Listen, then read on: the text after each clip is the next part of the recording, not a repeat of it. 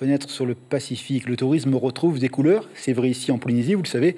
Mais cette réalité concerne également la Nouvelle-Calédonie. Certes, là-bas, les niveaux n'ont pas encore rejoint ceux de la période d'avant le phénomène de la Covid. Mais la réouverture des destinations, notamment vers l'Asie, ont fait du bien aux professionnels. Et les Calédoniens s'adonnent à nouveau à la passion, celle du voyage. À Nouméa, reportage signé Lizzie Carboni et Gaël Descheveri. En 2022, les Calédoniens ont pris de nouveaux plaisirs à réserver des voyages vers l'Australie, la Nouvelle-Zélande, l'Asie ou encore l'Europe. Et en cette période de vacances scolaires, les vols sont complets depuis la fin novembre. La clientèle a su anticiper. En agence de voyage, les réservations se font 11 mois à l'avance.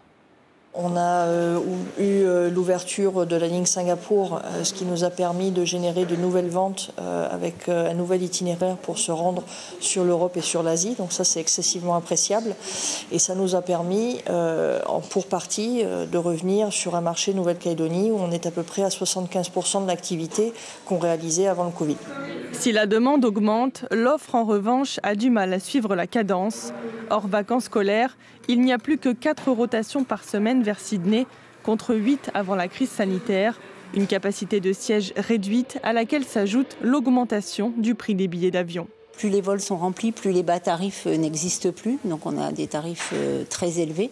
Et la deuxième chose, c'est effectivement des taxes avec des surcharges, notamment des surcharges carburant, qui sont dues à la guerre en Ukraine, à l'augmentation des coûts pétroliers. Donc des tarifs qui ont augmenté par rapport à ça pour toutes les compagnies et pas uniquement pour les compagnies qui survolent cette zone, mais c'est vraiment un problème géopolitique et qui touche le monde entier. Côté restrictions sanitaires, la plupart des pays les ont supprimées.